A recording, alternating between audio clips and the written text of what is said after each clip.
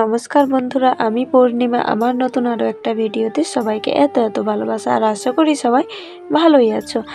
আর আমি কিন্তু ভালো নেই, কারণ আমার ঠান্ডা লেগে গেছে। আর দেখো, আমি এখন করছি যে সন্ধ্যের রান্না। আর রুটি কিন্তু আমার কমপ্লিট করা হয়ে গেছে। যেহেতু আমাকে রোজ রুটি করতে হয়, তার জন্য আমি রুটি করেই নিয়েছি। আর তারপর দেখো, আমি এই যে তরকারি করতে চলে এসেছি রাত্রিবেলা। আর দেখো, একদিকে আমি ভাত বসিয়ে দিলাম। আর ভাতটা যেহেতু অল্প হবে, তার জন্য একটা ছোট হাঁড়ি নিয়েছি ভাতটা করার জন্য। আর এদিকে সয়াবিনগুলো আগের থেকে আমি গরম জল করে তাতে একটা বাটিতে ভিজিয়ে রেখেছিলাম।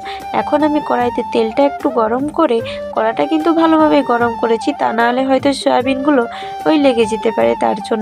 তারপর দেখো, তেলটা গরম হয়ে গেলে সয়াবিনটা দিয়ে ওতে দিয়ে দিলাম পরিমাণ মতো লবণটা দিয়ে আরও একটু ভালোভাবে নাড়িয়ে নিচ্ছি। আর সয়াবিনটার সাথে এখন লবণটা দিয়ে দিলাম, কারণ যাতে সয়াবিনের ভেতর লবণটা ঢোকে যায়, তার জন্য। তারপর দেখো, এখন আমি আরও একটু ভালোভাবে নাড়িয়ে লাল লাল করে একটু ভেজে নেব।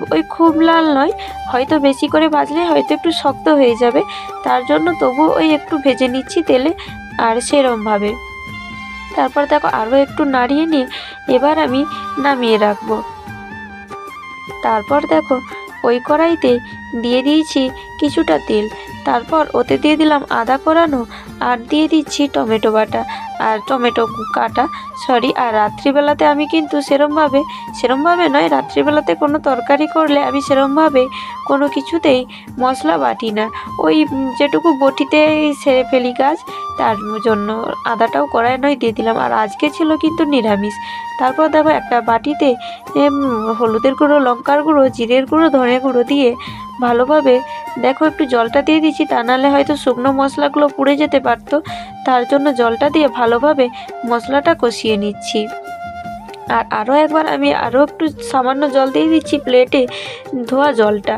তারপর দেখো, মশলাটা ভালোভাবে কষিয়ে নেব। আর এদিকে দেখো, আমি প্রেসার কুকারে আলুটা আগের থেকে সিটি দিয়ে রেখেছি। আর প্রেসার কুকারটা আমার তরকারির তুলনায় অনেকটাই বড়, কারণ ছোট প্রেসার কুকারটা খারাপ হয়ে গেছে, তার জন্য এটাই বসিয়েছি। আর এদিকে দেখো, জলটা আমার গরম হয়ে গেছে। আর এদিকে দেখো, এই যে চালটা আমি এনে রেখেছিলাম, তাতে একটু জল দিয়ে দিলাম, তারপর হাঁড়িতে দিয়ে দেবো। আর এদিকে দেখো, মশলাটাও কষানো হয়ে এসেছে। আর আমি এসেছি এইদিকে যে ভাতটা বসিয়েছিলাম তাই চাল হাঁড়ি দেবো, আর এই প্লেটটা ওই হাঁড়িতে ঢাকা দিয়ে দেবো। আর এই প্লেটটা কিন্তু ওই হাঁড়ির সমানে হয়, হাঁড়িটা কিন্তু খুবই ছোট। তারপর দেখো, আমার মশলাটাও এখানে কষানো হয়ে এসেছে। আর দেখো, মশলাতে তেল ছাড়া শুরু করার পর আমি কিন্তু দিয়ে দেব আলুটা। দেখো, আরও ভালোভাবে একটু নাড়িয়ে আমি মশলাটা কষিয়ে নিয়েছি। দেখো, এই পর্যায়ে কিন্তু মশলার থেকে তেল ছেড়ে দিয়েছে।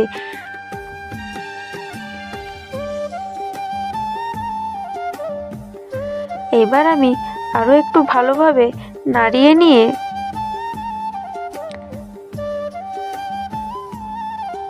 ওর মধ্যে এবার দিয়ে দেবো আগের থেকে সেদ্ধ করে রাখা আলুটা। দেখো, আমি কিন্তু ভালোভাবে কষাইনি, আর আমি কিন্তু সেরমভাবেও কষাই না আলু দিয়ে, কারণ আমি আগে ওই মশলাটা আগেই ভালোভাবে অনেকক্ষণ ধরে কষিয়ে নিই। তারপর দেখো, ওই জল সমেত আলুটা দিয়ে দিলাম। আর সয়াবিনটাও কিন্তু আমি দিয়ে দিলাম ওই ঝোলের মধ্যে, একসাথে আলু আর সয়াবিন একসাথে। তারপর দেখো, আরও ওই প্রেসারটা ধোয়া গরম জলটা দিয়ে আমি দিয়ে দিলাম, দিয়ে একটু ভালোভাবে নাড়িয়ে নিচ্ছি। এবার আমি অপেক্ষা করব ফুটে ওঠা পর্যন্ত।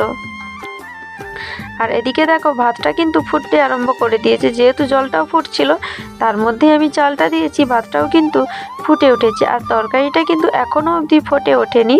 আর দেখো, এই যে এবার ফুটে উঠেছে। আর কালারটাও কিন্তু খুব সুন্দর এসেছে। আর এই ঝোলটা কিন্তু একটু পাতলাই হয়, আর এরকম ঝোল কিন্তু পাতলাই ভালো লাগে।